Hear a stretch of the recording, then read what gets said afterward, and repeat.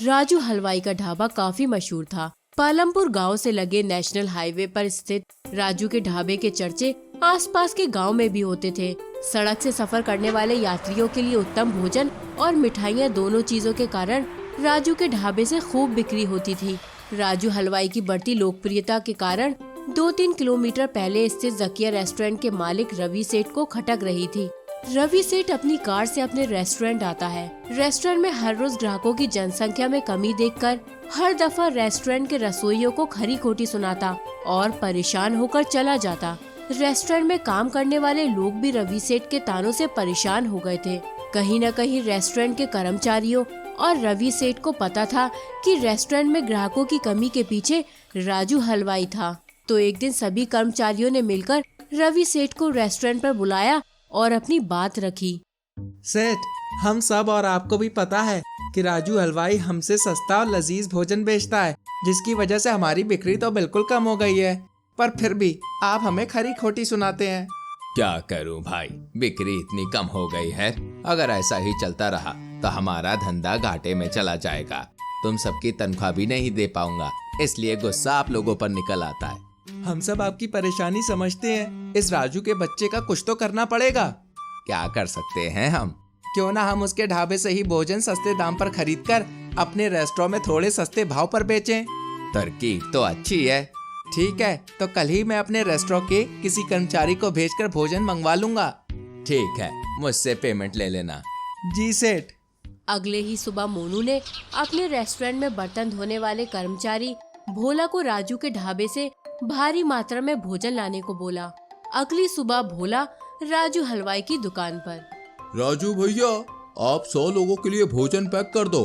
पास एक गांव में किसी फंक्शन के लिए ऑर्डर आया है। ठीक है भाई साहब, थोड़ा समय लगेगा। बिल्कुल, आप समय ले लो, पर भोजन उत्तम होना चाहिए। अरे आप उसकी फिक्र मत करो। राजू हलवाई ने अपने कर्मचारियों को 100 प्लेट भोजन बनाने को कह दिया। ये लो भाई, आपका ऑर्डर तैयार है। धन्यवाद राजू भाई, ये लो पैसे। ये लो, पास के गांव वालों को डिस्काउंट मेरी तरफ से। क्या बात है राजू भाई, 500 रुपए की छूट। बड़े दिल वाले हो भाई आप तो। अरे तुम सब अपने ही तो हो। ये कहकर राजू भाई ने भोला को 500 रुपए की छूट दे दी। भोला ऑर्डर लेकर जायका रेस्टोरेंट पहुंचा और मोनू को ऑर्डर दे दिया। क्या कहा?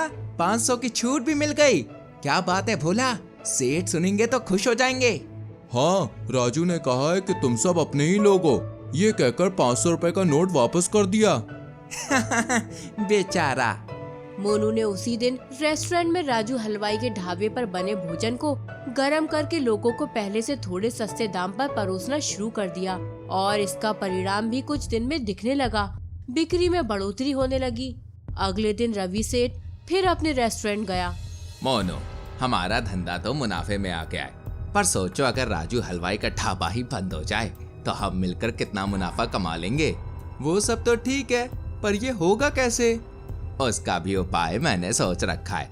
हम चुपके से राजू ढाबे वाले के भोजन में हाजमा खराब करने वाली गोली मिला देंगे, जिसे खाकर लोगों की सेहत खराब होगी और उनका भरोसा राजू से उठ जाएगा। पर मालिक, ये कुछ सही नहीं लग रहा है। अरे तू ज्यादा मत सोच, मैंने अपने कुछ आदमियों को कह दिया है और पैसे भी दे दिए हैं। काम कल तक हो जाएगा, तू बस ये बात किसी को बताना मत। जी मालिक। रवि सेठ के कहने के मुताबिक उसके आदमियों ने चुपके से राजू हलवाई की रसोई में जाकर हाजमा खराब करने वाली गोली मिला दी। पर रवि सेठ की किस्मत में कुछ और ही लिखा था। भोला को ये मालूम नहीं था कि आज उसे राजू हलवाई के ढाबे से भोजन नहीं लेके जाना है। भोला आया और तैयार किया हुआ सारा भोजन जायका रेस्टोरेंट ले गया। संजोग से मोनू की बाइक खराब हो गई थी, वो रेस्टोरेंट में नहीं था।